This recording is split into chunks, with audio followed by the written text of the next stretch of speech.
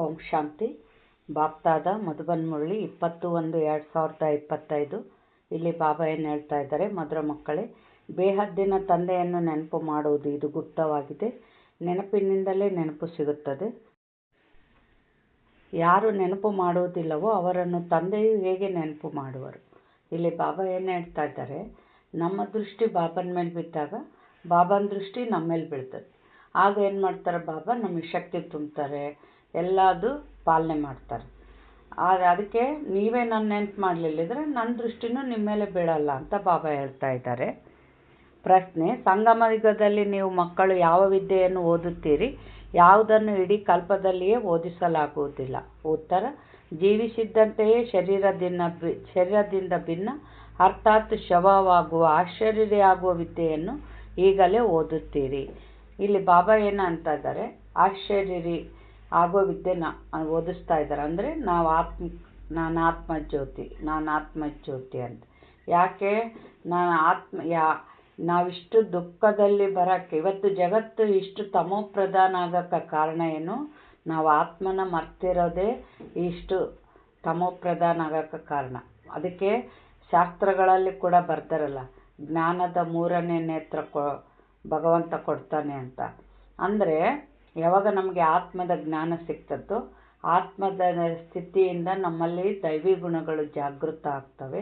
ಮತ್ತು ನಾವು ಎಲ್ಲರಿಗೆ ಸುಖ ಕೊಡ್ತಾ, ಎಲ್ಲರಿಂದ ಸುಖ ಪಡಿತಾ, ಮತ್ತು ಸ್ವರ್ಗದ ಜೀವನ ಮಾಡುವಂತೆ ಆಗ್ತೀವಿ. ಅದಕ್ಕೆ ಬಾಬಾ ಇಲ್ಲಿ ಯಾವ ವಿದ್ಯೆ ಓದಿಸ್ತಾ ಇದ್ದಾರೆ? ಆಶ್ಚರ್ಯ ಆಗುವ ವಿದ್ಯೆ ಓದಿಸ್ತಾ ಇದ್ದಾರೆ. ಏಕೆಂದರೆ ನೀವು ಕರ್ಮಾತೀತರಾಗಬೇಕು. ಅಂದರೆ ಈ ದೇಹ ಅಂದಾಗ ದೇಹದ ಜೊತೆಗೆ ಎಲ್ಲವೂ ಸಂಬಂಧಗಳು ಬೆಳೀತಾ ಹೋಗ್ತವೆ. ಆತ್ಮ ಅಂದಾಗ ಏನಾಗ್ತತೆ, ಯಾವ ಕರ್ಮಗಳು ನಮಗೆ ಅಂಟೋದಿಲ್ಲ. ಕರ್ಮಾತೀತ ಆಗ್ಬೇಕು ನೀವು ಅಂತಾರೆ ಬಾಬಾ. ಬಾಕಿ ಎಲ್ಲಿವರೆಗೆ ಶರೀರದಲ್ಲಿ ಇರುತ್ತೀರೋ ಅಲ್ಲಿಯವರೆಗೆ ಕರ್ಮವನ್ನಂತೂ ಮಾಡಲೇಬೇಕಾಗಿದೆ. ಯಾವಾಗ ಶರೀರವಿರುವುದಿಲ್ಲವೋ ಆಗಲೇ ಮನಸ್ಸು ಆಮನವಾಗುತ್ತದೆ. ಆದ್ದರಿಂದ ಮನಜೀತರೇ ಜಗಜ್ಜೀತರಲ್ಲ, ಆದರೆ ಮಾಯಾಜೀತರೇ ಜಗಜ್ಜೀತರು. ಬಾಬಾ ಇಲ್ಲಿ ಏನು ಹೇಳ್ತಾ ಇದ್ದಾರೆ, ಆತ್ಮಿಕ ಸ್ಥಿತಿಯಲ್ಲಿದ್ದು ದೈವಿ ಗುಣಗಳಿದ್ದಾಗ ಮಾಯನೇ ಇರಲ್ಲ ನಮಗೆ. ಮಾಯ ಮೇಲೆ ಗೆದ್ದವರು ಜಗಜ್ಜೀತು ಅಂತ ಬಾಬಾ ಹೇಳ್ತಾರೆ. ಓಂ ಶಾಂತಿ. ತಂದೆಯ ಕುಳಿತು ಮಕ್ಕಳಿಗೆ ತಿಳಿಸುತ್ತಾರೆ, ಏಕೆಂದರೆ ಇದನ್ನಂತೂ ಮಕ್ಕಳು ತಿಳಿದುಕೊಂಡಿದ್ದೀರಿ, ಬುದ್ಧಿಹೀನರಿಗೆ ಓದಿಸಲಾಗುತ್ತದೆ. ಈಗ ಬೇಹದ್ದಿನ ತಂದೆ ಶ್ರೇಷ್ಠಾತಿ ಶ್ರೇಷ್ಠ ಭಗವಂತನು ಬರುತ್ತಾರೆಂದರೆ ಯಾರಿಗೆ ಓದಿಸಬಹುದು? ಅವಶ್ಯವಾಗಿ ಯಾರು ಅತಿ ಬುದ್ಧಿಹೀನರಾಗಿದ್ದಾರೆಯೋ ಅವರಿಗೆ ಓದಿಸುವರು. ಆದ್ದರಿಂದಲೇ ವಿನಾಶಕಾಲೇ ವಿಪರೀತ ಬುದ್ಧಿಯವರೆಂದು ಹೇಳಲಾಗುತ್ತದೆ. ಹೇಗೆ ವಿಪರೀತ ಬುದ್ಧಿಯವರಾಗಿದ್ದಾರೆ? 84 ಲಕ್ಷ ಯೋನಿಗಳೆಂದು ಬರೆದಿದ್ದಾರಲ್ಲವೇ? ಆದ್ದರಿಂದ ತಂದೆಯನ್ನು ಸಹ 84 ಲಕ್ಷ ಜನ್ಮಗಳಲ್ಲಿ ತೆಗೆದುಕೊಂಡು ಬಂದಿದ್ದಾರೆ. ಪರಮಾತ್ಮನನ್ನು ನಾಯಿ, ಬೆಕ್ಕು ಎಲ್ಲ ಜೀವಜಂತುಗಳಲ್ಲಿದ್ದಾರೆ ಎಂದು ಹೇಳಿಬಿಡುತ್ತಾರೆ. ಇದಂತೂ ಎರಡನೇ ಮಾತನ್ನು ತಿಳಿಸಬೇಕಾಗಿದೆ. ತಂದೆ ತಿಳಿಸಿದ್ದಾರೆ, ಯಾರೇ ಹೊಸಬರು ಬಂದರೆ ಮೊಟ್ಟಮೊದಲು ಅವರಿಗೆ ಹದ್ದಿನ ಮತ್ತು ಬೇಹದ್ದಿನ ತಂದೆಯ ಪರಿಚಯ ಕೊಡಬೇಕು. ಅಂದರೆ ಈ ಮನುಷ್ಯ ಅಂದರೆ ಏನಿರ್ತದೆ, ಆತ್ಮ ಮತ್ತು ಶರೀರ ಎರಡು ಸೇರಿದಾಗ ಮನುಷ್ಯ ಆಗ್ತಾನೆ. ಈ ದೇಹದ ತಂದೆ ಯಾರು? ದೇಹಕ್ಕೆ ಜನ್ಮ ಕೊಟ್ಟವರು ಹದ್ದಿನ ತಂದೆ. ಮತ್ತು ಆತ್ಮದ ತಂದೆ ಯಾರು? ಅವರು ಬೇಹದ್ದಿನ ತಂದೆ ಪರಮಾತ್ಮ. ಈ ಥರ ಪರಿಚಯ ಕೊಡ್ರಿ ಅಂತ ಹೇಳ್ತಾರೆ ಬಾಬಾ. ಅವರು ಬೇಹದ್ದಿನ ದೊಡ್ಡ ತಂದೆ ಮತ್ತು ಇವರು ಹದ್ದಿನ ಚಿಕ್ಕ ತಂದೆಯಾಗಿದ್ದಾರೆ. ಬೇಹದ್ದಿನ ತಂದೆ ಎಂದರೆ ಬೇಹದ್ದಾತ್ಮಗಳ ತಂದೆಯಾಗಿದ್ದಾರೆ. ಆ ಹದ್ದಿನ ತಂದೆಯು ಜೀವಾತ್ಮನ ತಂದೆಯಾದರು. ಶಿವಬಾಬೇನು ಎಲ್ಲ ಆತ್ಮಗಳ ತಂದೆ. ಬೇಹದ್ ಮೀನ್ಸ್ ನಾಟ್ ಲಿಮಿಟೆಡ್. ಬಾಬಾ ಏನು ಹೇಳ್ತಾ ಇದ್ದಾರೆ, ಶಿವ ತಂದೆ ಎಲ್ಲ ಆತ್ಮರ ತಂದೆಯಾಗಿದ್ದಾರೆ. ಈ ಜ್ಞಾನವನ್ನು ಎಲ್ಲರೂ ಏಕರಸವಾಗಿ ಧಾರಣೆ ಮಾಡಿಕೊಳ್ಳುವುದಿಲ್ಲ. ಕೆಲವರು 1% ಧಾರಣೆ ಮಾಡುತ್ತಾರೆ, ಇನ್ನು ಕೆಲವರು 95% ಧಾರಣೆ ಮಾಡುತ್ತಾರೆ. ಇದು ತಿಳುವಳಿಕೆಯ ಮಾತಾಗಿದೆ. ಏನು ಧಾರಣೆ ಅಂದರೆ, ನಮ್ಮ ತಂದೆ ಆದಮೇಲೆ ಈಗ ನನ್ನ ಆತ್ಮದ ಸುಖದ ಜೀವನಕ್ಕೆ ಏನು ಬೇಕೋ ಅದನ್ನು ಕೊಡೋಕ್ಕೆ ಬಂದಿದ್ದಾರೆ, ನಾನು ತುಂಬಿಕೆಬೇಕು ಅಂತೇಳಿ ಧಾರಣೆ ಆದವ್ರು ಚೆನ್ನಾಗಿ ಪುರುಷಾರ್ಥ ಮಾಡಿ ತುಂಬ್ಕೊಂತಾರೆ. ಕೆಲವರು ಅದು ಏನೂ ಇಲ್ಲ, ಆದರೆ ಮಾಡೋದು ಆಗಲಿಲ್ಲದ್ರಿಲ್ಲ. ಅದಕ್ಕೆ ಕೆಲವರು 1%, ಕೆಲವರು 95% ಅಂತಾರೆ ಬಾಬಾ. ಸೂರ್ಯವಂಶಿ ಮನೆತನವಿರುತ್ತದೆ ಅಲ್ಲವೇ? ಯಥಾ ರಾಜ ರಾಣಿ ತಥಾ ಪ್ರಜಾ, ಇದು ಬುದ್ಧಿಯಲ್ಲಿ ಬರುತ್ತದೆ ಅಲ್ಲವೇ? ಪ್ರಜೆಗಳಲ್ಲಿ ಎಲ್ಲ ಪ್ರಕಾರದ ಮನುಷ್ಯರಿರುತ್ತಾರೆ, ಆದರೆ ಪ್ರಜೆ ಎಂದರೆ ಪ್ರಜೆ. ತಂದೆ ತಿಳಿಸುತ್ತಾರೆ, ಇದು ವಿದ್ಯೆಯಾಗಿದೆ. ಪ್ರತಿಯೊಬ್ಬರೂ ತಮ್ಮ ಬುದ್ಧಿಯ ಅನುಸಾರ ಓದುತ್ತಾರೆ. ಪ್ರತಿಯೊಬ್ಬರಿಗೆ ತಮ್ಮ ತಮ್ಮ ಪಾತ್ರವು ಸಿಕ್ಕಿದೆ. ಕಲ್ಪದ ಹಿಂದೆ ಯಾರೆಷ್ಟು ವಿದ್ಯೆಯನ್ನು ಧಾರಣೆ ಮಾಡಿಕೊಂಡಿದ್ದರೋ ಈಗಲೂ ಅಷ್ಟನ್ನೇ ಧಾರಣೆ ಮಾಡುತ್ತಾರೆ. ವಿದ್ಯೆಯನ್ನಂತೂ ಮುಚ್ಚಿಡಲು ಸಾಧ್ಯವಿಲ್ಲ. ವಿದ್ಯೆಯನುಸಾರವೇ ಪದವಿ ಸಿಗುತ್ತದೆ. ತಂದೆ ತಿಳಿಸಿದ್ದಾರೆ, ಮುಂದೆ ಹೋದಂತೆ ಪರೀಕ್ಷೆಯು ಖಂಡಿತ ಬರುವುದು. ಪರೀಕ್ಷೆ ಇಲ್ಲದೆ ವರ್ಗಾವಣೆಯಾಗಲು ಸಾಧ್ಯವಿಲ್ಲ. ಅಂತಿಮದಲ್ಲಿ ಎಲ್ಲವೂ ಅರ್ಥವಾಗುವುದು. ಬಾಬಾ ಏನಂತಾರೆ? ಪರೀಕ್ಷೆ. ಏನು ಪರೀಕ್ಷೆ? ಇಲ್ಲಿ ನಮಗೆ ಸಮಸ್ಯೆಗಳು. ಆ ಸಮಸ್ಯೆಗಳು ಬಂದಾಗ ಅದು ಯಾವ ರೀತಿ ನಾವು ಪ್ರಾಬ್ಲಮ್ ಸಾಲ್ವ್ ಮಾಡ್ಕೋಬೇಕು ಅಂತೇಳಿ ಆ ವಿಧಿ ವಿಧಾನಗಳನ್ನು ಅರ್ತು ನಾವು ಪ್ರಾಬ್ಲಮ್ ಸಾಲ್ವ್ ಮಾಡ್ಕೊಂಡಂಗಲ್ಲ, ಇನ್ನೂ ಹೆಚ್ಚು ಹೆಚ್ಚು ಅನುಭವ ಉಳ್ಳಂಥರಾಗ್ತೀವಿ. ಇನ್ನೂ ಏಕರಸದಲ್ಲಿ ಬರ್ತಾ ಹೋಗ್ತೀವಿ. ಯಾವಾಗ ನಾವು ಸಮಸ್ಯೆಗಳ ಮೇಲೆ, ವಿಘ್ನಗಳ ಮೇಲೆ ವಿಜಯ ಆಗ್ತೀವೋ ಅದು ನಾವು ಪರೀಕ್ಷೆನ ಗೆದ್ದಂತೆ. ಬಾಬಾ ಏನು ಹೇಳ್ತಾ ಇದ್ದಾರೆ? ಈಗಲೂ ಸಹ ನಾವು ಯಾವ ಪದವಿಗೆ ಯೋಗ್ಯರಾಗಿದ್ದೇವೆ ಎಂಬುದನ್ನು ತಿಳಿದುಕೊಳ್ಳಬಹುದಾಗಿದೆ. ಭಲೆ ಸಂಕೋಚಕ್ಕೊಳಗಾಗಿ ಎಲ್ಲರ ಜೊತೆ ಕೈಯನ್ನೆತ್ತಿ ಬಿಡುತ್ತಾರೆ. ನಾವು ಈ ರೀತಿ ಹೇಗಾಗಲು ಸಾಧ್ಯ ಎಂಬುದನ್ನು ಸಹ ಹೃದಯದಲ್ಲಿ ತಿಳಿದುಕೊಳ್ಳುತ್ತಾರೆ. ಆದರೂ ಸಹ ಕೈ ಎತ್ತಿ ಬಿಡುತ್ತಾರೆ. ಬಾಬಾ ಏನಂತಾರೆ ನೋಡ್ರಿ, ಯಾರ್ಯಾರು ಸತ್ಯಕ್ಕೆ ಬರ್ತೀರಂದರೆ ಎಲ್ಲರೂ ಎತ್ತುತ್ತಾರೆ. ಅಮೃತ ವೇಳೆ ಎದ್ದು ಯೋಗ ಮಾಡಲ್ಲ, ಅವರು ಕೂಡ ನಾನು ಸತ್ಯಕ್ಕೆ ಬರ್ತೀನಿ ಅಂತ ಕೈ ಎತ್ತುತ್ತಾರೆ. ಅಂದರೆ ನಾನು ಸತ್ಯಯುಗಕ್ಕೆ ಹೋಗ್ಬೇಕಂದ್ರೆ ನನ್ನಲ್ಲಿ ಎಷ್ಟು ಪುರುಷಾರ್ಥ ಇರಬೇಕು. 4 ಸಬ್ಜೆಕ್ಟ್ ಪಾಸಾದವ್ರು ಮಾತ್ರ ಸತ್ಯಯುಗ. ಇವತ್ತು ಚೆನ್ನಾಗಿ ಯೋಗ ಮಾಡ್ತಾರಂದ್ರೂ ಕೂಡ ಅವ್ರ ಸೇವೆ ಸಬ್ಜೆಕ್ಟ್ನಾಗ ಪಾಸ್ ಆಗಲಿಲ್ಲ ಅಂದ್ರೆ ಸತ್ಯಯುಗದಲ್ಲಿ ಬರ್ತಾರೆ? ಇಲ್ಲ. ಇದೆಲ್ಲ ಬುದ್ಧಿಯಲ್ಲಿ ವಿಚಾರಗಳು ನಡಿಬೇಕು.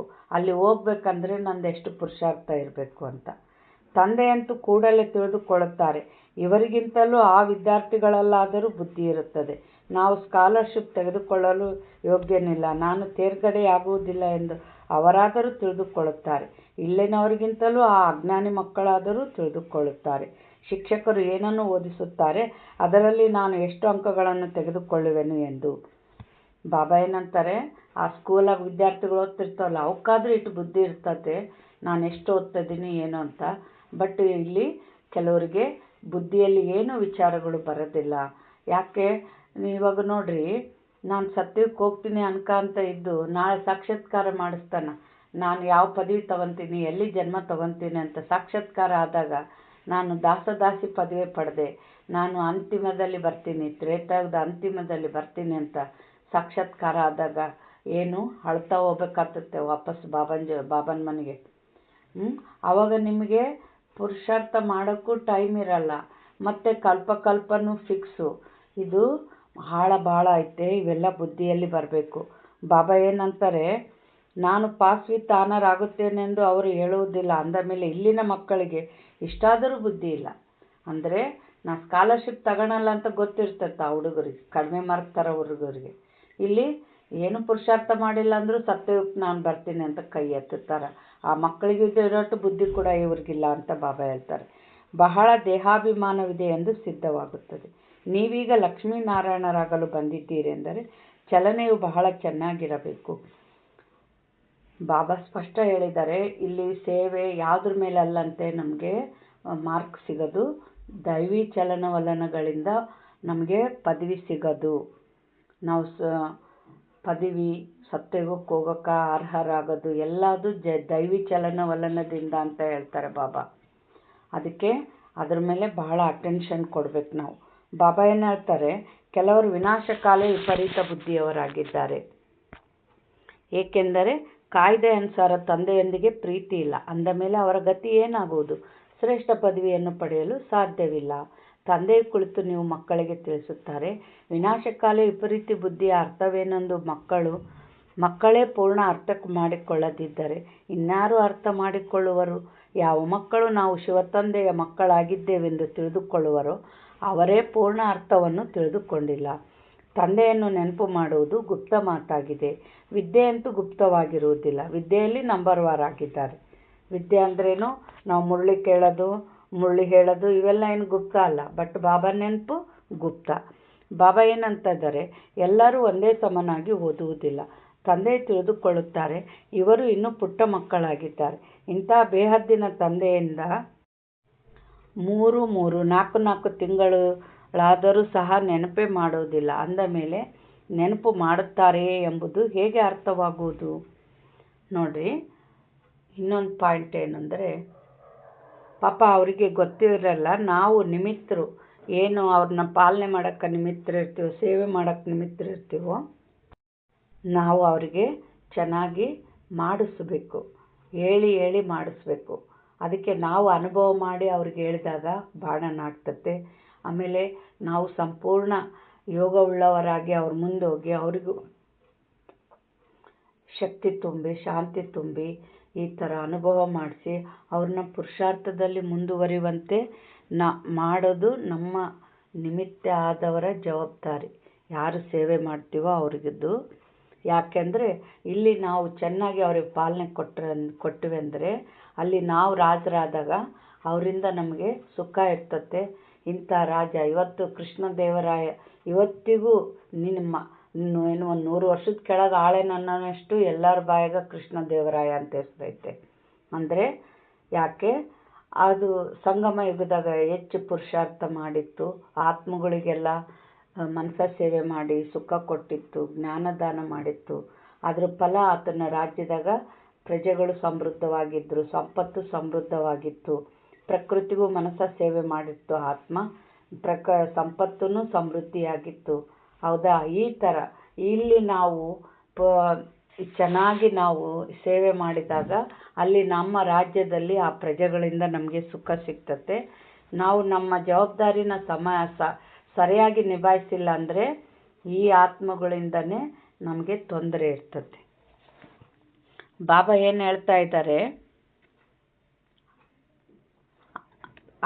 3 ತಿಂಗಳು 4 ತಿಂಗಳಾದರೂ ನೆನಪು ಮಾಡುವುದಿಲ್ಲ. ಅಂದ ಮೇಲೆ ನೆನಪು ಮಾಡುತ್ತಾರೆ ಎಂಬುದು ಹೇಗೆ ಅರ್ಥವಾಗುವುದು? ಅವರು ಪತ್ರ ಬರೆದಾಗ ಮತ್ತು ಆ ಪತ್ರದಲ್ಲಿ ನಾನು ಇಂತಿಂಥ ಆತ್ಮಿಕ ಸೇವೆ ಮಾಡುತ್ತೇನೆಂದು ಸೇವಾ ಸಮಾಚಾರವಿದ್ದಾಗ ಅವರ ಬಗ್ಗೆ ತಿಳಿಯುತ್ತದೆ.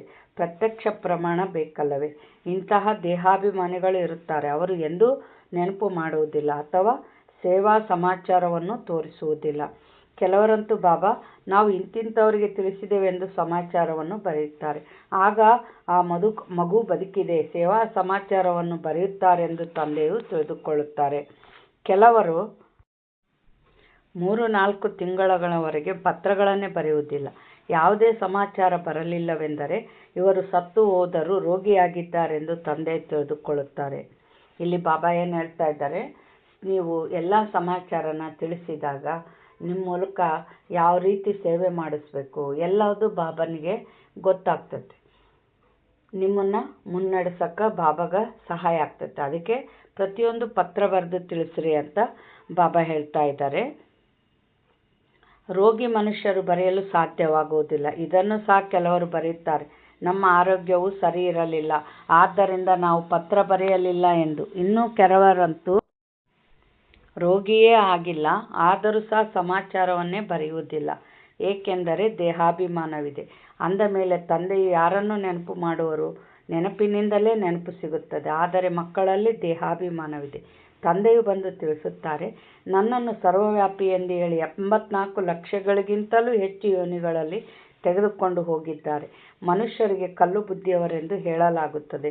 ಭಗವಂತನನ್ನು ಕಲ್ಲು ಮುಳ್ಳು ಎಲ್ಲದರಲ್ಲಿಯೂ ವಿರಾಜಮಾನವಾಗಿದ್ದಾರೆಂದು ಹೇಳಿಬಿಡುತ್ತಾರೆ. ಅಂದಾಗ ಇದು ಬೇಹದ್ದಿನ ಅವಹೇಳನವಾಯಿತಲ್ಲವೇ? ಆದ್ದರಿಂದ ತಂದೆಯು ತಿಳಿಸುತ್ತಾರೆ, ನನಗೆ ಎಷ್ಟೊಂದು ನಿಂದನೆ ಮಾಡುತ್ತಾರೆ. ನೀವಂತೂ ಈಗ ನಂಬರ್ವಾರ್ ಅರಿತುಕೊಂಡಿದ್ದೀರಿ. ಭಕ್ತಿ ಮಾರ್ಗದಲ್ಲಿ ಬಾಬಾ ತಾವು ಬಂದರೆ ನಾವು ಬಲಿಹಾರಿಯಾಗುತ್ತೇವೆ, ತಮ್ಮನ್ನು ವಾರಸುದಾರನನ್ನಾಗಿ ಮಾಡಿಕೊಳ್ಳುತ್ತೇವೆಂದು ಹಾಡುತ್ತಾರೆ. ಆದರೆ ಈ ರೀತಿ ವಾರಸುದಾರನನ್ನಾಗಿ ಮಾಡಿಕೊಳ್ಳುತ್ತಾರೆ, ಭಗವಂತನನ್ನೇ ಕಲ್ಲು ಮುಳ್ಳಿನಲ್ಲಿದ್ದೀಯಾ ಎಂದು ಹೇಳುತ್ತಾರೆ. ಎಷ್ಟೊಂದು ನಿಂದನೆ ಮಾಡುತ್ತಾರೆ. ಆದ್ದರಿಂದ ತಂದೆಯು ತಿಳಿಸುತ್ತಾರೆ, ಯದಾ ಯದಾ ಹಿ ಧರ್ಮಶ ಜ್ಞಾನಿರ್ಭವತಿ ಭಾರತ, ಧರ್ಮ ವಿನಾಶ ಆದಾಗ ನಾನು ಬರ್ತೀನಿ. ನೀವು ಮಕ್ಕಳು ಈಗ ತಂದೆಯನ್ನು ಅರಿತುಕೊಂಡಿದ್ದೀರಿ, ಆದ್ದರಿಂದ ತಂದೆಯನ್ನು ಎಷ್ಟು ಮಹಿಮೆ ಮಾಡುತ್ತೀರಿ. ಕೆಲವರಂತೂ ಮಹಿಮೆಯನ್ನು ಕೇವಲ ನೆನಪು ಮಾಡಿಕೊಂಡು 2 ಅಕ್ಷರದ ಪತ್ರವನ್ನು ಸಹ ಬರೆಯುವುದಿಲ್ಲ, ದೇಹಾಭಿಮಾನಿಗಳಾಗಿ ಬಿಡುತ್ತಾರೆ. ನೀವು ಮಕ್ಕಳು ತಿಳಿದುಕೊಳ್ಳುತ್ತೀರಿ, ನಮಗೆ ತಂದೆಯು ಸಿಕ್ಕಿದ್ದಾರೆ, ತಂದೆಯು ನಮಗೆ ಓದಿಸುತ್ತಾರೆ. ಭಗವಾನ್ ವಾಕ್ಯವಿದೆಯಲ್ಲವೇ, ನಾನು ನಿಮಗೆ ರಾಜಯೋಗವನ್ನು ಕಲಿಸುತ್ತೇನೆ. ವಿಶ್ವದ ರಾಜ್ಯಭಾಗ್ಯವನ್ನು ಹೇಗೆ ಪ್ರಾಪ್ತಿ ಮಾಡಿಕೊಳ್ಳುವುದು, ಅದಕ್ಕಾಗಿ ರಾಜಯೋಗವನ್ನು ಕಲಿಸುತ್ತೇನೆ. ನಾವು ವಿಶ್ವದ ರಾಜ್ಯಭಾಗ್ಯವನ್ನು ಪಡೆಯಲು ಬೇಹದ್ದಿನ ತಂದೆಯಿಂದ ಓದುತ್ತೇವೆಂದು ನಶೆ ಇದ್ದಿದ್ದೇ ಆದರೆ ಅಪಾರ ಖುಷಿ ಇರುವುದು. ಪಡೆಯಲು ಬೇಹದ್ದಿನ ತಂದೆಯಿಂದ ಓದಬೇಕು. ಭಲೆ ಗೀತೆಯನ್ನು ಓದುತ್ತಾರೆ, ಆದರೆ ಹೇಗೆ ಸಾಮಾನ್ಯ ಪುಸ್ತಕಗಳನ್ನು ಓದಿದಂತೆ. ಕೃಷ್ಣ ಭಗವಾನ್ ವಾಚ, ರಾಜಯೋಗವನ್ನು ಕಲಿಸುತ್ತೇನೆ ಅಷ್ಟೇ. ಇಷ್ಟು ಬುದ್ಧಿಯೋಗ ಅಥವಾ ಖುಷಿಯೂ ಇರುವುದಿಲ್ಲ. ಗೀತೆಯನ್ನು ಓದುವ ಹಾಗೂ ಹೇಳುವವರಲ್ಲಿ ಅಷ್ಟೊಂದು ಖುಷಿ ಇರುವುದಿಲ್ಲ. ಗೀತೆಯನ್ನು ಓದಿ ಮುಗಿಸಿ ಉದ್ಯೋಗ ವ್ಯವಹಾರಗಳಲ್ಲಿ ಹೊರಟು ಹೋಗುತ್ತಾರೆ. ನಿಮಗಂತೂ ಬೇಹದ್ದಿನ ತಂದೆಯು ಓದಿಸುತ್ತಾರೆಂಬುದು ಬುದ್ಧಿಯಲ್ಲಿದೆ. ನಮಗೆ ಭಗವಂತನೇ ಓದಿಸುತ್ತಾರೆಂದು ಮತ್ತಾರ ಬುದ್ಧಿಯಲ್ಲಿಯೂ ಇರುವುದಿಲ್ಲ. ಅಂದಾಗ ಮೊಟ್ಟಮೊದಲು ಯಾರೇ ಬಂದರೂ ಸಹ ಅವರಿಗೆ ತಂದೆಯ ಪರಿಚಯವನ್ನು ಕೊಡಬೇಕು. ತಿಳಿಸಿ, ಭಾರತವು ಸ್ವರ್ಗವಾಗಿತ್ತಲ್ಲವೇ, ಈಗ ನರಕವಾಗಿದೆ. ನಾವು ಸತ್ಯಯುಗದಲ್ಲೂ ಇದ್ದೇವೆ, ಕಲಿಯುಗದಲ್ಲಿಯೂ ಇದ್ದೇವೆ ಎಂದು ಯಾರು ಹೇಳಲು ಸಾಧ್ಯವಿಲ್ಲ. ಯಾಕೆ ಹೇಳಲ್ಲ? ನಾವು ಜನನ ಮರಣ ಚಕ್ರದಲ್ಲಿ ಬರ್ತೀವಿ. ಸತ್ಯಯುಗದ್ದೇನು ನೆನಪೇ ಇಲ್ಲ. ಬಾಬಾ ಏನು ಹೇಳ್ತಾ ಇದ್ದಾರೆ? ಯಾರಿಗಾದರೂ ದುಃಖ ಸಿಕ್ಕಿದರೆ ಅವರು ನರಕದಲ್ಲಿದ್ದಾರೆ, ಯಾರಿಗೆ ಸುಖ ಸಿಕ್ಕಿತ್ತೋ ಅವರು ಸ್ವರ್ಗದಲ್ಲಿದ್ದಾರೆ. ದುಃಖಿ ಮನುಷ್ಯರು ನರಕದಲ್ಲಿದ್ದಾರೆ. ನಾವಂತೂ ಬಹಳ ಸುಖದಲ್ಲಿ ಕುಳಿತಿದ್ದೇವೆ. ಮಹಲು, ಮಹಡಿ ಇತ್ಯಾದಿಗಳೆಲ್ಲವೂ ಇದೆ ಎಂದು ಅನೇಕರು ಹೇಳುತ್ತಾರೆ. ಹೊರಗಿನ ಸುಖವನ್ನು ನೋಡುತ್ತಾರಲ್ಲವೇ, ಇದನ್ನು ಸಹ ನೀವೀಗ ತಿಳಿದುಕೊಳ್ಳುತ್ತೀರಿ. ಬಾಬಾ ಏನು ಹೇಳ್ತಾ ಇದ್ದಾರೆ? ಸುಖವಾಗಿರೋರ್ದು ಸ್ವರ್ಗ, ದುಃಖದಲ್ಲಿರೋರ್ದು ನರಕ ಅಂತ ತಿಳ್ಕೊಂಡಾರೆ ಇವರು ಕಲಿಯುಗದರು. ಆದರೆ ಇಲ್ಲಿ ಸ್ವರ್ಗ ಅನ್ನೋದು ಅದು ಬೇರೆ ಜಗತ್ತು. ಇಲ್ಲಿ ಏನೇ ಕೋಟಿ ಕೋಟಿ ಸಂಪತ್ತಿದ್ರೂ ಕೂಡ ಅದನ್ನು ಚೆನ್ನಾಗಿ ಊಟ ಮಾಡೋಕ್ಕೆ ಶುಗರ್ಗಳು, ಬಿ ಪಿಗಳು, ಮನೆಗೆ ಮಕ್ಕಳ ಚಿಂತೆ, ಅದು ಇದು ಸ್ವರ್ಗ ಅನ್ನಿಸ್ತತ್ತ? ಇಲ್ಲ, ಇದು ಸ್ವರ್ಗ ಆಗಕ್ಕೆ ಸಾಧ್ಯ ಇಲ್ಲ. ಅನಿಲ್ ಅಂಬಾನಿ ನೋಡ್ರಿ, ಮಗ ಹೆಂಗಿದ್ದಾನೆ. ಅದು ಅವ್ರಿಗೆ ಎಷ್ಟು ಸಂಪತ್ತಿದ್ರೂ ಅವ್ರಿಗೇನು ಖುಷಿ ಇರ್ತತೆ ಅಂದರೆ ಇದು ಸ್ವರ್ಗ ಆಗಕ್ಕೆ ಸಾಧ್ಯ ಇಲ್ಲ. ಇದು ನರಕನೇ. ಆ ಸ್ವರ್ಗ ಅನ್ನೋದೇ ಬೇರೆ ಜಗತ್ತು ಅಂತ ಬಾಬಾ ಹೇಳ್ತಾರೆ. ಇದನ್ನು ನೀವೀಗ ತಿಳಿದುಕೊಂಡಿದ್ದೀರಿ. ಸತ್ಯಯುಗಿ ಸುಖವಂತೂ ಇಲ್ಲಿರಲು ಸಾಧ್ಯವಿಲ್ಲ. ಅಥವಾ ಸತ್ಯಯುಗಕ್ಕೆ ಕಲಿಯುಗ ಅಥವಾ ಕಲಿಯುಗಕ್ಕೆ ಸತ್ಯಯುಗವೆಂದು ಹೇಳುವುದು ಸಾಧ್ಯ ಇಲ್ಲ. ಈ ರೀತಿ ತಿಳಿದುಕೊಳ್ಳುವವರಿಗೂ ಸಹ ಅಜ್ಞಾನಿಗಳೆಂದು ಹೇಳುತ್ತಾರೆ. ಆದ್ದರಿಂದ ಮೊಟ್ಟಮೊದಲು ತಂದೆಯ ಪರಿಚಯವನ್ನು ತಿಳಿಸಬೇಕಾಗಿದೆ. ತಂದೆಯು ತಮ್ಮ ಪರಿಚಯವನ್ನು ಕೊಡುತ್ತಾನೆ. ಮತ್ತಾರೂ ತಿಳಿದುಕೊಂಡಿಲ್ಲ. ಪರಮಾತ್ಮ ಸರ್ವವ್ಯಾಪಿ ಎಂದು ಹೇಳಿಬಿಡುತ್ತಾರೆ. ಈಗ ನೀವು ಚಿತ್ರಗಳಲ್ಲಿ ತೋರಿಸುತ್ತೀರಿ. ಅರ್ಥಾತ್ ಈಗ ನೀವು ಚಿತ್ರಗಳಲ್ಲಿ ಆತ್ಮ ಮತ್ತು ಪರಮಾತ್ಮನ ರೂಪವು ಒಂದೇ ಆಗಿದೆ. ಅವರು ಆತ್ಮನೇ ಆಗಿದ್ದಾರೆ, ಆದರೆ ಅವರು ಪರಮ ಆತ್ಮನೆಂದು ಹೇಳುತ್ತಾರೆ. ಅಂದರೆ ಬಾಬನಾತ್ಮ ಪಾಪನೇ ಮಾಡಂಗಿಲ್ಲ. ಪರಮ ಅಂದರೆ ಶ್ರೇಷ್ಠವಾದ ಆತ್ಮ. ತಂದೆ ಕುಳಿತು ತಿಳಿಸುತ್ತಾರೆ, ನಾನು ಹೇಗೆ ಬರುತ್ತೇನೆ ಎಂದು. ಅಲ್ಲಿ ಆತ್ಮರೆಲ್ಲರೂ ಹೇಗೆ ಬರುತ್ತೇನೆ ಎಂದು ತಂದೆಯು ತಿಳಿಸುತ್ತಾರೆ. ಅಲ್ಲಿ ಆತ್ಮರೆಲ್ಲರೂ ಪರಂಧಾಮದಲ್ಲಿ ಇರುತ್ತಾರೆ. ಈ ಮಾತುಗಳನ್ನು ಹೊರಗಿನವರು ಯಾರೂ ತಿಳಿದುಕೊಳ್ಳಲು ಸಾಧ್ಯವಿಲ್ಲ. ಭಾಷೆಯು ಬಹಳ ಸಹಜವಾಗಿದೆ. ಗೀತೆಯಲ್ಲಿ ಶ್ರೀಕೃಷ್ಣನ ಹೆಸರನ್ನು ಹಾಕಿಬಿಟ್ಟಿದ್ದಾರೆ. ಈಗ ಕೃಷ್ಣನಂತೂ ಗೀತೆಯನ್ನು ತಿಳಿಸುವುದಿಲ್ಲ. ನನ್ನೊಬ್ಬನನ್ನೇ ನೆನಪು ಮಾಡಿ ಎಂದು ಕೃಷ್ಣನು ಎಲ್ಲರಿಗೂ ಹೇಳಲು ಸಾಧ್ಯವಿಲ್ಲ. ದೇಹಧಾರಿಯ ನೆನಪಿನಿಂದಂತೂ ಪಾಪವು ಕಳೆಯುವುದಿಲ್ಲ. ಬಾಬಾ ಏನು ಹೇಳ್ತಾ ಇದ್ದಾರೆ? ನಿರಾಕಾರನಿಗೆ ಮಾತ್ರ ಪಾಪನ ಸುಡೋ ಶಕ್ತಿ ಇರೋದು. ದೇಹಧಾರಿಗಳಿಗೆ ಪಾಪನ ಸುಡೋ ಶಕ್ತಿ ಇಲ್ಲ. ನಾವು ಕಣ್ಣಿಗೆ ಕಾಣೋರನ್ನ ಪೂಜೆ ಮಾಡಿದ್ವಿ, ಅವ್ರಿಗೆ ಪಾಪನ ಸುಡೋ ಶಕ್ತಿ ಇಲ್ಲ, ನಮ್ಮ ಕಷ್ಟಗಳು ತೀರಲಿಲ್ಲ. ಬಾಬಾ ಏನು ಹೇಳ್ತಾ ಇದ್ದಾರೆ? ಕೃಷ್ಣ ಭಗವಾನ್ ವಾಚ, ದೇಹದ ಎಲ್ಲ ಸಂಬಂಧಗಳನ್ನು ತ್ಯಾಗ ಮಾಡಿ ನನ್ನೊಬ್ಬನನ್ನೇ ನೆನಪು ಮಾಡಿ. ಆದರೆ ದೇಹದ ಸಂಬಂಧಗಳಂತೂ ಕೃಷ್ಣನಿಗೂ ಇದೆ ಮತ್ತು ಕೃಷ್ಣನಂತೂ ಚಿಕ್ಕ ಮಗುವಲ್ಲವೇ? ಇದು ಎಷ್ಟು ತಪ್ಪಾಗಿದೆ. ಒಂದು ತಪ್ಪಿನ ಕಾರಣ ಎಷ್ಟು ದೊಡ್ಡ ಅಂತರವಾಗಿ ಬಿಡುತ್ತದೆ. ಪರಮಾತ್ಮನಂತೂ ಸರ್ವವ್ಯಾಪಿಯಾಗಲು ಸಾಧ್ಯವಿಲ್ಲ. ಬಾಬಾ ಏನಂದ್ರು? ಎಷ್ಟೊಂದು ಅಂತರ ಆಯಿತು ಅಂತಾರೆ. ಯಾಕೆ? ನಾವು ಪರಮಾತ್ಮ ನಿರಾಕಾರ ಅಂತ ಇವಾಗ ಕೃಷ್ಣ ಭಗವಾನ್ ಅಂದ್ಬಿಟ್ರು, ಕೃಷ್ಣನೇ ಭಗವಂತ ಅಂತ ನಾವು ಇಲ್ಲಿ ದೇಹದ ಜಗತ್ತಿನಲ್ಲಿ ದೇವ್ರು ಅದನ್ನಂತ ಹುಡುಕಕ್ಕೆ ಶುರು ಮಾಡಿದ್ವಿ. ಎಲ್ಲ ಕಡೆ ಭಗವಂತ ಇದ್ದಾನಂತ ಬರ್ದಿದ್ದಕ್ಕೆ ನಾವು ನಿರಾಕಾರ ಪರಮಾತ್ಮಂದಿದ್ರೆ ನಾವು ಹುಡುಕ್ಯಂತಿದ್ವಿ. ಆದರೆ ನಮ್ಮನ್ನೇನು ಮಾಡಿಬಿಟ್ರು? ದಾರಿ ತಪ್ಪಿಸಿಬಿಟ್ರು. ಬಾಬಾ ಏನಂತ ಇದ್ದಾರೆ, ಒಂದು ತಪ್ಪಿನ ಕಾರಣ ಎಷ್ಟೊಂದು ಅಂತರವಾಗಿ ಬಿಡುತ್ತದೆ. ಪರಮಾತ್ಮನಂತೂ ಸರ್ವವ್ಯಾಪಿಯಾಗಲು ಸಾಧ್ಯವಿಲ್ಲ. ಅವರಿಗೆ ಸದ್ಗತಿದಾತನೆಂದು ಹೇಳುತ್ತಾರೆ. ಅಂದ ಮೇಲೆ ಅವರೇ ದುರ್ಗತಿಯಲ್ಲಿ ಹೇಗೆ ಬರುತ್ತಾರೆ ಅಂದರೆ, ಇವಾಗ ಎಲ್ಲರಲ್ಲೂ ಪರಮಾತ್ಮ ಇದ್ದಾರೆ ಅಂತಾರೆ. ಕಳ್ಳರಾಗದನ್ನ ಸುಳ್ಳರಾಗದನ್ನ ಕಳ್ತನ ಮಾಡ್ತಾ ಇದ್ರು ನೋಡ್ಕೊಂಡು ಸುಮ್ಮನೆ ಕುತ್ಕೊಂಡ್ಬಿಟ್ಟನ ಪರಮಾತ್ಮ. ಇವಾಗ ನಾವು ಯಜಮಾನ್ರು ಮನೆಗಿರ್ತಾರೆ, ಮಕ್ಕಳು ಬಜಾರ್ಗೆ ಹೋಗಿರ್ತಾರೆ. ಯಜಮಾನ್ರು ಮನೆಗಿದ್ದಾಗ ಕಳ್ತನ ಆದ್ರೆ ಬಂದು ಮಕ್ಳು ಏನಂತಾರೆ, ವಯಸ್ಸಾಗುತ್ತೆ ಗೊತ್ತಾಗಲ್ಲ, ಚೆನ್ನಾಗಿ ನೋಡ್ಕೊಳಕ್ಕಾಗಲ್ಲ ಅಂತ ಅಂತಾರೆ ಇಲ್ಲ. ಅಂದರೆ ಪರಮಾತ್ಮ, ಕಳ್ಳನ ಆತ್ಮದ ಪರಮಾತ್ಮ ಇದ್ದಿದ್ರೆ ಕಳ್ತನ ಮಾಡಕ್ಕೆ ಹೋಗ್ತಿದ್ನ? ಹೌದಾ, ಹೋಗ್ತಿರ್ಲಿಲ್ಲ. ಅಂದರೆ ಎಲ್ಲರಲ್ಲೂ ಪರಮಾತ್ಮ ಇಲ್ಲ. ಬಾಬಾ ಏನು ಹೇಳ್ತಾ ಇದ್ದಾರೆ, ಸಮಯವನ್ನು ವ್ಯರ್ಥ ಮಾಡುವ ಮಾತಿಲ್ಲ. ಇವೆಲ್ಲ ವಿಚಾರ ಸಾಗರ ಮಂಥನ ಮಾಡುವ ಮಾತುಗಳಾಗಿವೆ. ಮನುಷ್ಯರಂತೂ ನಮಗೆ ಬಿಡುವಿಲ್ಲವೆಂದು ಹೇಳಿಬಿಡುತ್ತಾರೆ. ಬಂದು ಕೋರ್ಸನ್ನು ತೆಗೆದುಕೊಳ್ಳಿ ಎಂದು ನೀವು ತಿಳಿಸಿದರೆ ನಮಗೆ ಬಿಡುವಿಲ್ಲವೆಂದು ಹೇಳುತ್ತಾರೆ.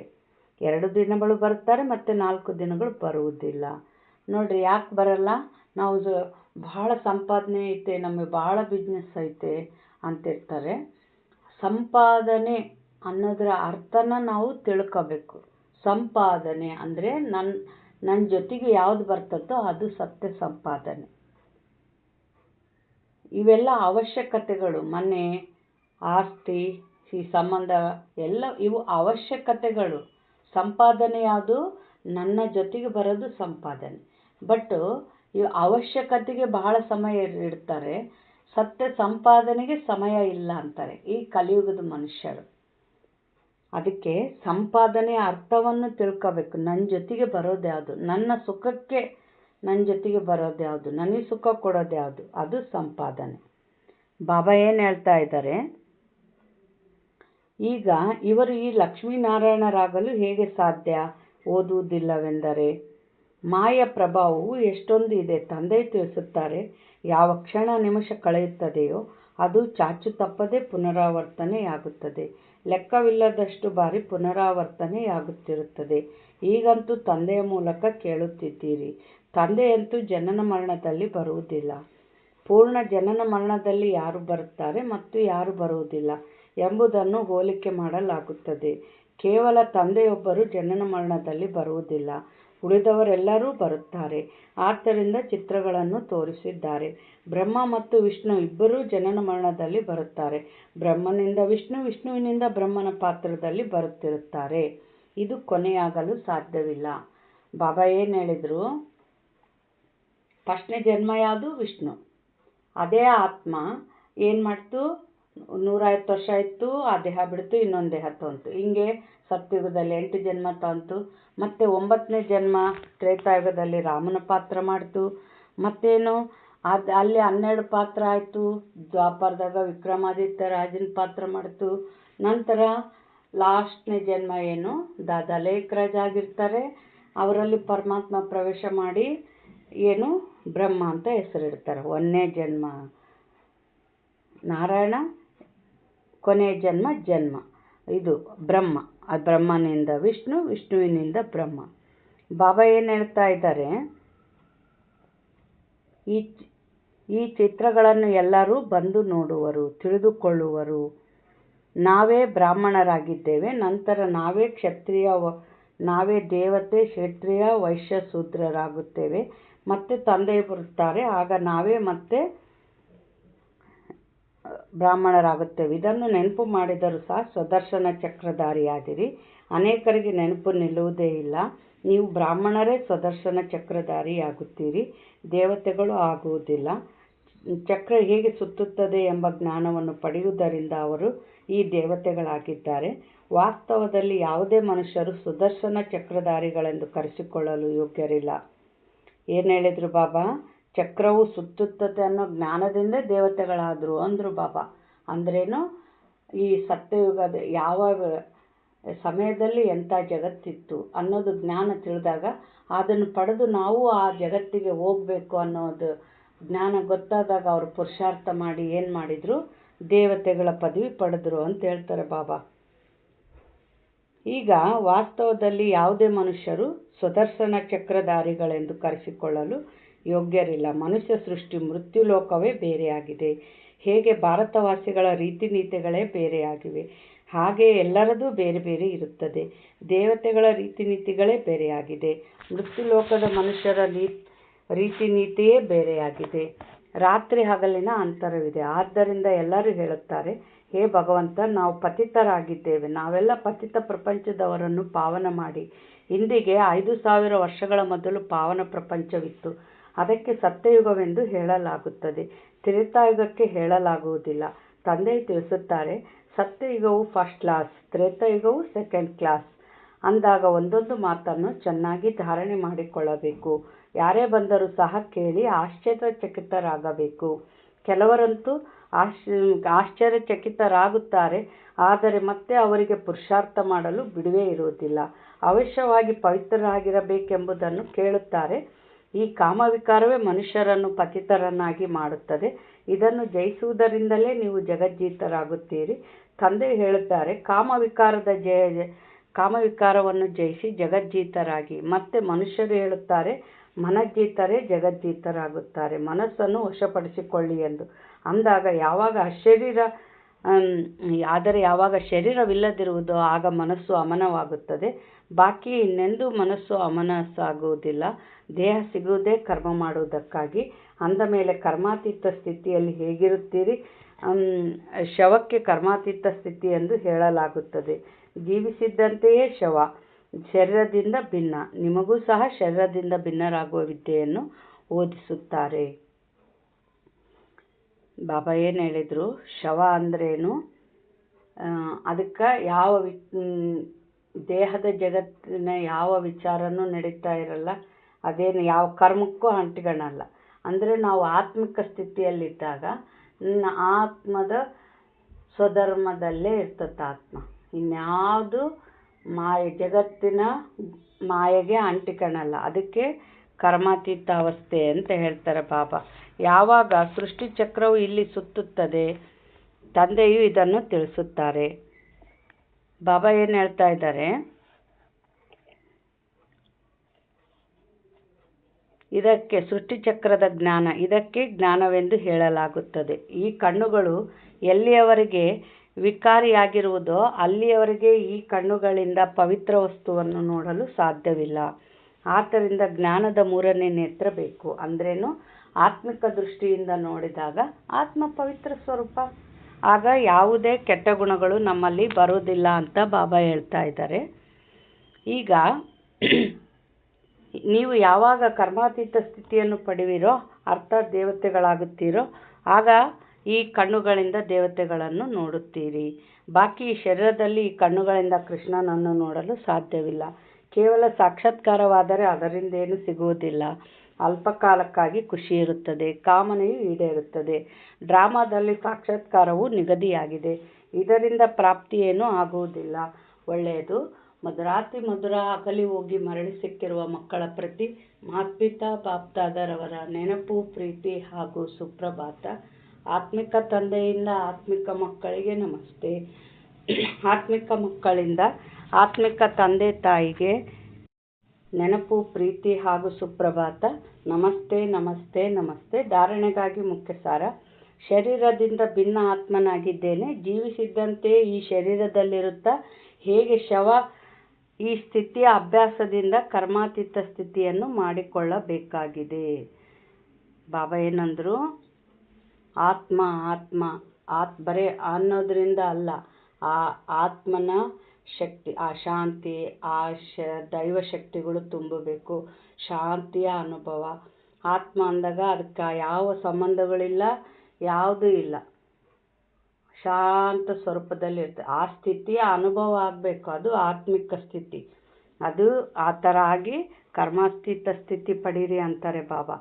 ಸರ್ವೀಸಿನ ಪ್ರತ್ಯಕ್ಷ ಪ್ರಮಾಣವನ್ನು ತೋರಿಸಬೇಕಾಗಿದೆ. ದೇಹಭಾನವನ್ನು ಬಿಟ್ಟು ತಮ್ಮ ತಮ್ಮ ಸತ್ಯ ಸಮಾಚಾರವನ್ನು ತಂದೆಗೆ ಕೊಡಬೇಕಾಗಿದೆ. ಪಾಸ್ ವಿತ್ ಆನರ್ ಆಗುವ ಪುರುಷಾರ್ಥ ಮಾಡಬೇಕಾಗಿದೆ. ವರದಾನ: ತಮ್ಮ ಶಾಂತ ಸ್ವರೂಪ ಸ್ಥಿತಿಯ ಮೂಲಕ ಶಾಂತಿಯ ಕಿರಣಗಳನ್ನು ಹರಡಿಸುವಂಥ ಮಾಸ್ಟರ್ ಶಾಂತಿ ಸಾಗರ ಭವ. ವರದಾನದ ಸಾರ. ವರ್ತಮಾನ ಸಮಯದಲ್ಲಿ ವಿಶ್ವದ ಮೆಜಾರಿಟಿ ಆತ್ಮರಿಗೆ ಸತ್ಯ ಶಾಂತಿಯ ಅತ್ಯ ಅವಶ್ಯಕತೆ ಇದೆ. ದಿನ ಕಳೆದಂತೆ ಅಶಾಂತಿಯ ಅನೇಕ ಕಾರಣಗಳು ಆಗುತ್ತಿವೆ ಹಾಗೂ ಹೆಚ್ಚಾಗುತ್ತಿರುತ್ತವೆ. ಒಂದು ವೇಳೆ ತಾವು ಅಶಾಂತರಾಗಿ ಇರುವುದಿಲ್ಲ. ಅನ್ಯರ ಅಶಾಂತಿಯ ವಾಯುಮಂಡಲ ವಾತಾವರಣವು ಶಾಂತ ಸ್ಥಿತಿಯಲ್ಲಿ ಕುಳಿತುಕೊಳ್ಳುವುದಕ್ಕೆ ಬಿಡುವುದಿಲ್ಲ. ಅಶಾಂತಿಯ ಒತ್ತಡದ ಅನುಭವವು ಹೆಚ್ಚುತ್ತದೆ. ಇಂಥ ಸಮಯದಲ್ಲಿ ತಾವು ಮಾಸ್ಟರ್ ಶಾಂತಿ ಸಾಗರನ ಮಕ್ಕಳು ಅಶಾಂತಿಯ ಸಂಕಲ್ಪಗಳನ್ನು ಗುಪ್ತಗೊಳಿಸುತ್ತಾ ವಿಶೇಷವಾಗಿ ಶಾಂತಿಯ ಪ್ರಕಂಪನಗಳನ್ನು ಹರಡಿಸಿ. ಬಾಬಾ ಏನು ಹೇಳಿದರು, ಇನ್ಮೇಲೆ ಹೆಚ್ಚಾಗ್ತದೆ ಅಶಾಂತಿಯ ವಾತಾವರಣ, ಆದರೆ ಅದರ ವೈಬ್ರೇಷನ್ ನಮಗೆ ಏಕರಸವಾಗಿರಕ್ಕೆ ಬಿಡಲ್ಲ. ನೀವು ಶಾಂತಿ ಕಿರಣ ತುಂಬ್ತಾ ಇದು ಶಾಂತಗೊಳಿಸ್ತಾ ಇರ್ರಿ ಅಂತ ಬಾಬಾ ಹೇಳ್ತಾ ಇದ್ದಾರೆ. ಸ್ಲೋಗನ್: ತಂದೆಯ ಸರ್ವಗುಣಗಳ ಅನುಭವ ಮಾಡುವುದಕ್ಕಾಗಿ ಸದಾ ಜ್ಞಾನ ಸೂರ್ಯನ ಸಮ್ಮುಖದಲ್ಲಿರಿ. ಬಾಬಾ ಏನಂತಾರೆ, ಯೋಗ ಎಷ್ಟು ಮುಖ್ಯನೋ ಜ್ಞಾನನೂ ಅಷ್ಟೇ ಮುಖ್ಯ. ಏನು ವಿಘ್ನಗಳು ಬಂದಾಗ ಹೇಗೆ ಪಾರು ಮಾಡ್ಕೋಬೇಕು, ಅಲ್ಲೇನು ಪಾಯಿಂಟು, ಎಲ್ಲ ಜ್ಞಾನದಿಂದ ನಿರ್ವಿಘ್ನ ಆದಾಗ ಅಲ್ಲಿ ಬಾಬಾನ ಸರ್ವಗುಣಗಳ ಅನುಭವ ಮಾಡೋಕ್ಕಾಗ್ತದೆ. ಅವ್ಯಕ್ತ ಸೂಚನೆಗಳು: ಈಗ ಸಮಯದ ಉಳಿತಾಯ, ಸಂಕಲ್ಪಗಳ ಉಳಿತಾಯ, ಶಕ್ತಿಗಳ ಉಳಿತಾಯ, ಇವುಗಳ ಯೋಜನೆ ಮಾಡಿ. ಏನು ಸಮಯದ ಉಳಿತಾಯ? ಸಮಯ ವೇಸ್ಟ್ ಮಾಡಬಾರ್ದು ವ್ಯಕ್ತ ಮಾತು ಸಂಕಲ್ಪಗಳಲ್ಲಿ. ಸಂಕಲ್ಪಗಳ ಉಳಿತಾಯ ಅಂದರೆ ಯಾವುದು ನೆಗೆಟಿವ್ ಸಂಕಲ್ಪ ಇರಬಾರ್ದು, ಸದಾ ಬಾಬನ ನೆನಪು. ಶಕ್ತಿಯ ಉಳಿತಾಯ ಅಂದ್ರೇನು, ನಾವು ಬೇರೆ ಬೇರೆದೆಲ್ಲ ಮಾತು ಕರ್ಮ, ಇದು ವ್ಯರ್ಥ ಕರ್ಮ ವ್ಯರ್ಥ ಮಾತುಗಳಿಂದ ಶಕ್ತಿ ವೇಸ್ಟ್ ಆಗ್ತದೆ. ಅಲ್ಲಿ ಬಾಬಾನ ಪುರುಷಾರ್ಥ ಮಾಡಿ ನಾವು ಆ ಶಕ್ತಿನ ಸಫಲ ಮಾಡ್ಕೋಬೇಕು. ಇವುಗಳ ಯೋಜನೆ ಮಾಡಿ. ಬಿಂದು ರೂಪ ಸ್ಥಿತಿ ಹೆಚ್ಚಿಸಿಕೊಳ್ಳಿ. ಎಷ್ಟು ಬಿಂದು ರೂಪ ಸ್ಥಿತಿ ಹೆಚ್ಚುತ್ತದೆಯೋ ಅಷ್ಟು ಯಾವುದೇ ಈ ಇವಿಲ್ ಸ್ಪಿರಿಟ್ ಅಥವಾ ಕೆಟ್ಟ ಸಂಸ್ಕಾರದ ಫೋರ್ಸ್ ನಿಮ್ಮ ಮೇಲೆ ವಾರ್ ಮಾಡುವುದಿಲ್ಲ. ನೀವು ಅದರಿಂದ ಮುಕ್ತರಾಗುವಿರಿ ಮತ್ತು ನಿಮ್ಮ ಶಕ್ತಿ ರೂಪವು ಅವರನ್ನು ಸಹ ಮುಕ್ತಗೊಳಿಸುವುದು. ಬಾಬಾ ಏನಂತಾರೆ, ನಾವು ಆತ್ಮಿಕ ಸ್ಥಿತಿಯಲ್ಲಿದ್ದಷ್ಟು ಯಾರೂ ನಮ್ಮ ಮೇಲೆ ವಾರ್ ಮಾಡೋಕ್ಕಾಗಲ್ಲ ಅಂತ ಹೇಳ್ತಾರೆ ಬಾಬಾ. ಮತ್ತು ನೀವು ಮುಕ್ತಿಯಲ್ಲಿರ್ತೀರಿ, ಅವರಿಗೂ ಮುಕ್ತಿಗೊಳಿಸ್ತೀರಿ ಅಂತ ಬಾಬಾ ಹೇಳ್ತಾರೆ. ಒಳ್ಳೆಯದು. ಓಂ ಶಾಂತಿ.